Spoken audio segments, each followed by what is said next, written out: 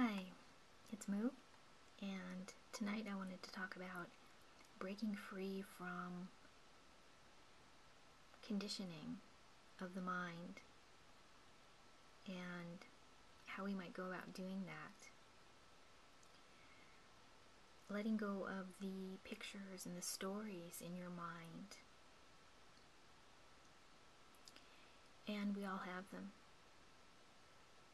Now you might say, well, why do I want to let go of the stories? You know, I have a lot of good memories that I like to think about. Happy times. But you want to let go of the stories because ruminating on stories, you know, whether it's past stories or past memories or future stories, it can be a way to avoid the present moment where it's all happening right now.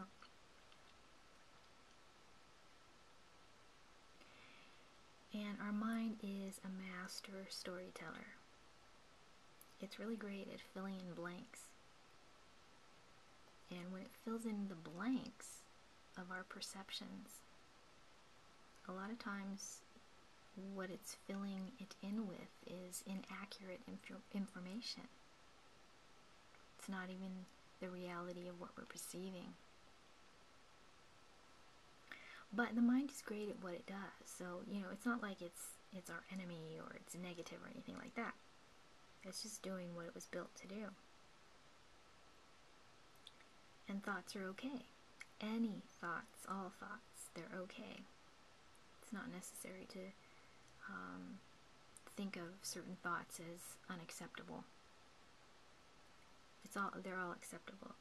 It's just a matter of what we are going to focus on or what we're going to attach to.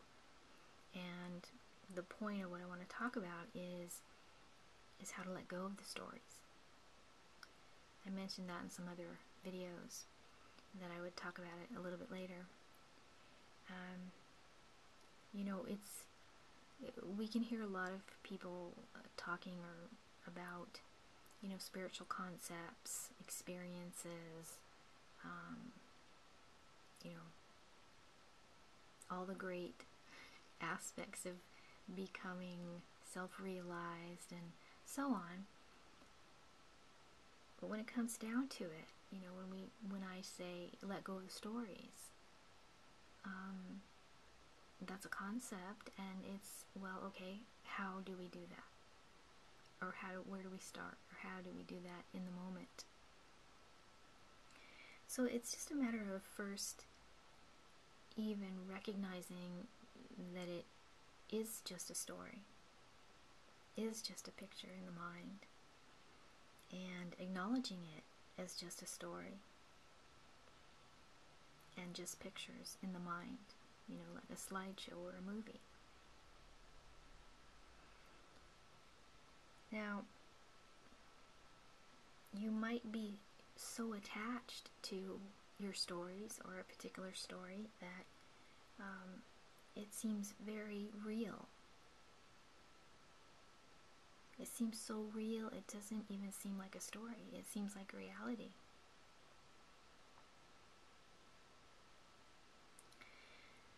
It's just a running narrative. They're just running narratives, always playing and playing and over, that can be quite subtle sometimes.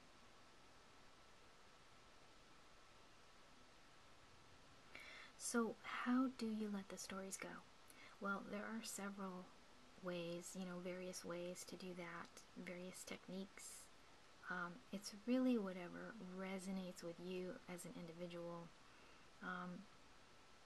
You know, our journeys are individual and they vary, and the puzzle pieces are different sizes and shapes and individualized, but we're all, you know, it's all basically a journey to and of the same place. So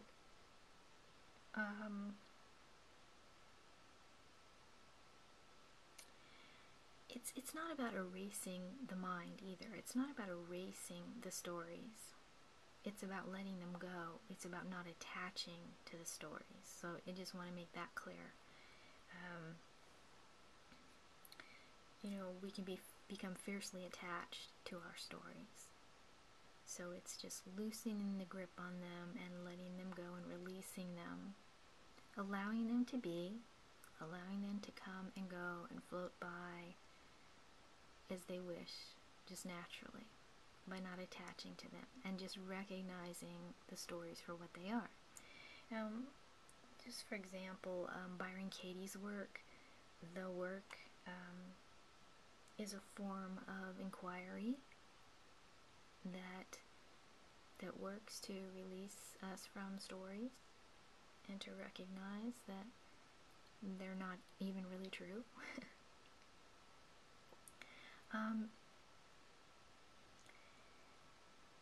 The release technique is another one, the Sedona method. I've used the release technique personally. It's quick and easy. It's, you know, I'll just give you an example. It's probably the easiest way to describe it.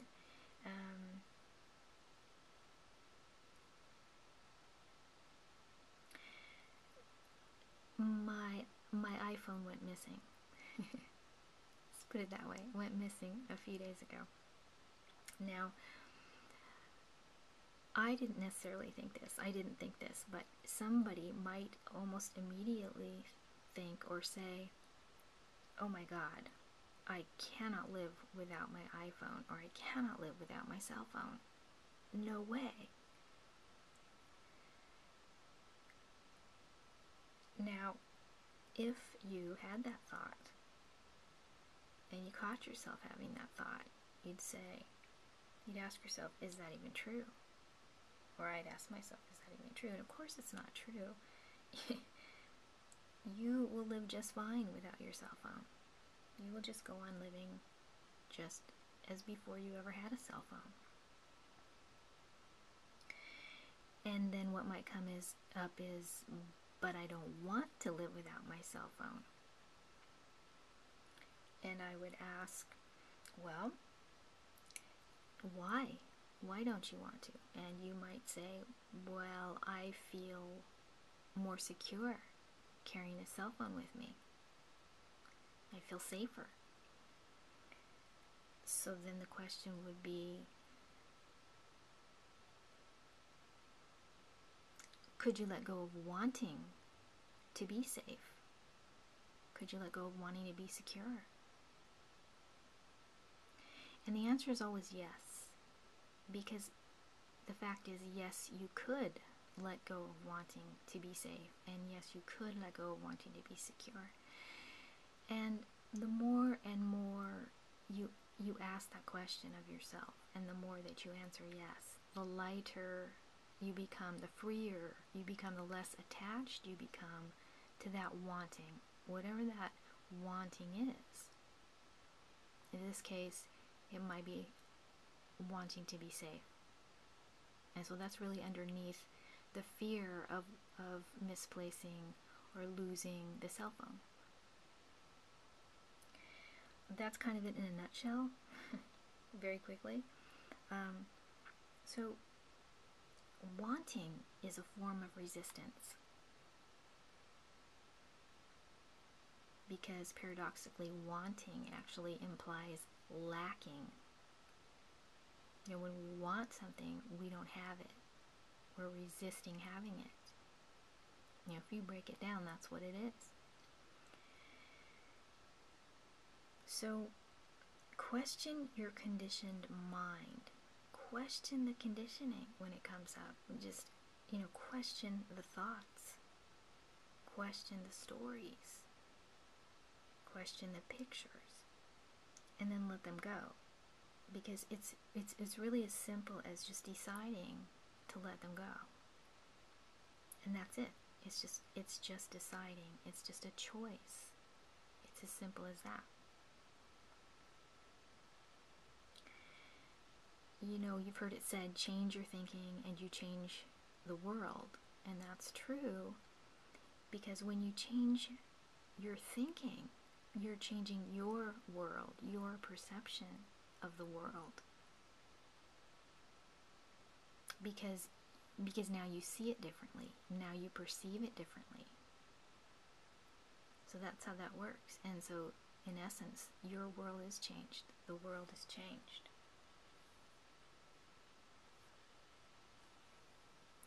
It's kind of like the butterfly effect, which is the physics chaos theory, that a small change in one location, in your mind, for example, in your thinking, can have a large effect somewhere else in another location. You know, even at a later time or another time. It's like a ripple effect. And we are each creating these tiny ripples right now. Right now we're creating ripples on the waveform, the wave function. Just by being, breathing, just by existing, we're creating ripples. Because, you know, we are each a vibrating mass of energy. That's what we are. So we're each creating these tiny vibratory ripples right now in this moment. And our ripples spread out into the world and beyond.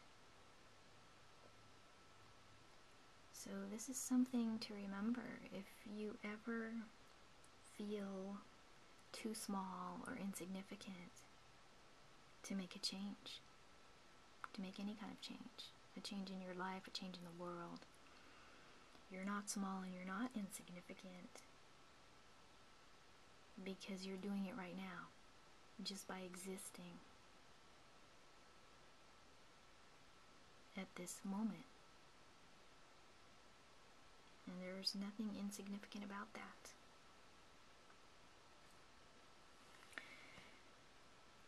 And to the contrary, it's quite magnificent. It's quite magnificent.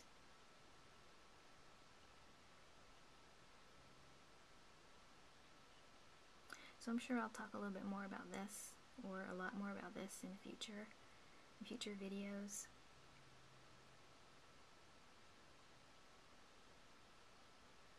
And it's been an honor to share this space with you.